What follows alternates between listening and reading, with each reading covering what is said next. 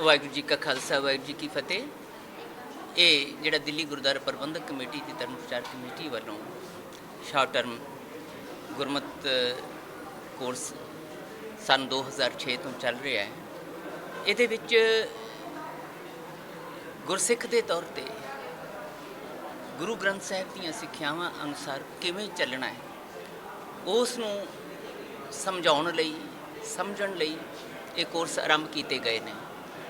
और ये 2006 तो हुण तक लगातार चल रहा है और एडी वड्डी गिणती दे विच बजुर्ग तो लैके जवान बच्चे भी और बीबियां भी ते पुरुष भी जे समा जिंदगी का कढ़ के इत्थे आ रहे हैं तो ये इस गल का प्रमाण है कि ये प्रबंधक सज्जण जिहड़े ने बहुत नेक नीति नाल लगे हुए हैं और ये गुरसिखां नूं सच्ची मुच्ची गुरमत का ज्ञान मिल रहा है, गुर इतिहास का गुरबाणी का ज्ञान मिल रहा है, गुरमत जीवन जुगत की समझ इत्थे आ रही है।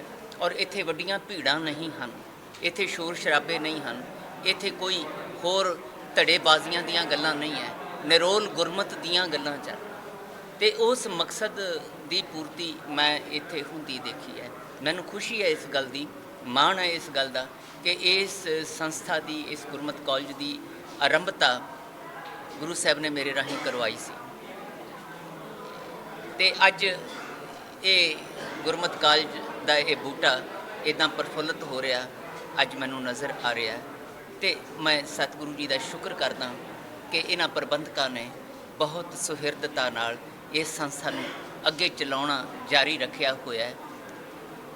भावें कमेटियां बदलदियां ने, प्रबंधक बदलते हैं, लेकिन जे ये संस्था चल रही है तो ये इन्हां दी नेक नीति नाल और संगत के सहयोग नाल ये इस गल का प्रमाण है कि गुरु के शब्द का जादू सिर चढ़ के बोलता है। इसकी लोड़ हमेशा ही बच्चों को भी, नौजवानों को, बजुर्गों को, इस्त्रियां पुरुषों को हमेशा ही महसूस होती है। इसे करके जिंदगी के रुझेवियां चों समा कढ़ के इत्थे आउंदे, घंटियां बद्धी बैठ के सुनते हैं। विशेष तौर पर विद्वान बुलाए जाते हैं, उन्होंने विषय दिते जाते हैं गुरमत के कि उस संबंध में तुसीं तैयारी करके आके इन्हों समझाओ। तो मैनूं बहुत संतुष्टि है और मेरा यकीन है कि जे गुरु प्यार विच इवें ही अगे चलता रहेगा तो ये बहुत सारा लाभ नौजवान बच्चे बच्चियां नूं मिलता रहेगा।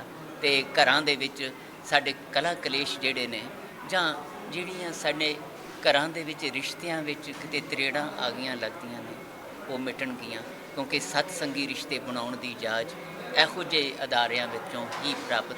सर, जैसे गुरमत की आपने बात करी, ज्ञान मिलता है, सब कुछ मिलता है, लेकिन आज की युवा पीढ़ी जिस तरीके से इस ज्ञान से परे है, क्या लोड़ है आज के धर्म प्रचार की? ज़रूरत ही इस गल की है। देखो, जिथों तक दुनियावी पढ़ाई का संबंध है वो साडी रोज़ी रोटी के काम आउंदी है। उस दे नाल असीं संसार दे विच अपनियां लोड़ां, अपने परिवारां दीयां लोड़ां पूरीआं कर सकते हैं, रोज़ी रोटी कमा के, कारोबार चला के, नौकरियां करके, होर कई तरीकों के नाल। लेकिन जिहड़ी ये अध्यात्मक विद्या है, गुरमत का जिहड़ा ज्ञान है, अध्यात्मकता का ज्ञान है जो साडे गुरुआं ने, महापुरुषां, पीरां, पैगंबरां ने दिता है, ये साडियां अंदर दीयां खुशियां, साडियां मानसिक लोड़ां जिहड़ियां ने जिस दे विचों सानू दैवी आनंद मिलना है, जिहदे नाल साडियां चिंतावां दूर होणीआं, साडे औगण, साडियां बुराइयां दूर होणीआं, सानू चंगियाइयां ग्रहण करन दा चाव प्राप्त होना, वो इस विद्या राही। लेकिन सर, जिस तरीके से लोग अनजाने में या फिर भूल से जिस तरीके से दूसरे रूप से प्रचार कर रहे हैं, क्या वो गलत है? नहीं, गुरेज करनी चाहिए। प्रचार जदों हुंदा है ना, वो इन्हां विद्यक अदारियां दी लोड़ ही इस करके है कि ठीक ढंग नाल गुरु की गल समझ के ते फिर समझाउण वाले पासे तुरो। इत्थे इस करके आउणा जरूरी है ताकि वो जिहड़ा अधूरा ज्ञान है, वो अधूरा ज्ञान नुकसान करता है। उस अधूरे ज्ञान तो बच के जिहड़ा सही तरीके का ज्ञान है उन्होंने प्राप्त किया जाए। सर, मेरा सवाल इससे एक जुड़ के है। वाहिगुरू जी की फतेह। ਗੁਰਮਤਿ ਕਾਲਜ ਮਾਤਾ ਸੁੰਦਰੀ ਵਿਖੇ ਤਕਰੀਬਨ ਪਿਛਲੇ ਸਾਢੇ 1 ਮਹੀਨੇ ਤੋਂ ਜਿਹੜਾ ਅਸੀਂ ਸ਼ਾਰਟ ਟਰਮ ਕੋਰਸ ਸ਼ੁਰੂ ਕੀਤਾ, ਜਿਹਦੇ ਵਿੱਚ ਪੰਥ ਦੇ ਮਹਾਨ ਵਿਦਵਾਨ ਇੱਥੇ ਆਉਂਦੇ ਹਨ ਔਰ ਸੰਗਤਾਂ ਨੂੰ ਗੁਰਬਾਣੀ ਗੁਰਸ਼ਬਦ ਨਾਲ ਜੋੜਦੇ ਹਨ, ਜਿਹਦੇ 'ਚ ਸਿੰਘ ਸਾਹਿਬ ਗਿਆਨੀ ਮਨਜੀਤ ਸਿੰਘ, ਪ੍ਰੋਫੈਸਰ ਮਨਜੀਤ ਸਿੰਘ ਜੀ, ਜਿਨ੍ਹਾਂ ਨੇ ਇੱਥੇ ਅੱਜ ਆ ਕੇ ਇੱਥੇ ਸੰਗਤਾਂ ਨੂੰ ਪ੍ਰੇਰਿਤ ਕੀਤਾ ਹੈ, ਗੁਰਸ਼ਬਦ ਦਾ ਗਿਆਨ ਦਿੱਤਾ ਹੈ। ਨਾਲ ਹੀ ਸਾਡੇ ਕੋਲ ਡਾਕਟਰ ਰਵੇਲ ਸਿੰਘ ਜੀ, ਉਹ ਵੀ ਪਹੁੰਚੇ ਹਨ। ਬਹੁਤ ਪੰਥ ਦੇ ਮਹਾਨ ਵਿਦਵਾਨ ਇੱਥੇ ਪਹੁੰਚੇ ਹਨ। ਉਹ ਸਾਡੀ ਕੋਸ਼ਿਸ਼ ਹੈ ਕਿ ਆਉਣ ਵਾਲੇ ਸਮੇਂ ਦੇ ਅੰਦਰ ਅਸੀਂ ਹੋਰ ਵੱਧ ਤੋਂ ਵੱਧ ਵਿਦਵਾਨਾਂ ਨੂੰ ਇੱਥੇ ਲੈ ਕੇ ਆਈਏ ਔਰ ਗੁਰੂ ਸ਼ਬਦ ਦਾ ਗਿਆਨ, ਗੁਰੂ ਗ੍ਰੰਥ ਸਾਹਿਬ ਮਹਾਰਾਜ ਦਾ ਸ਼ਾਰਟ ਟਰਮ ਕੋਰਸ ਦਾ ਜਿਹੜਾ ਗਿਆਨ ਹੈ, ਇਹ ਘਰ ਘਰ ਤੱਕ ਪਹੁੰਚਾਇਆ ਜਾਵੇ। शॉर्ट टर्म कोर्स की आपने बात करी, कितने समय का ये होता है और कितनी इसकी फीस रखी है? तकरीबन ये 3 महीने का कोर्स है और मात्र सिर्फ 250 रुपये इनाम मात्र हमने इनकी फ़ीस रखी है।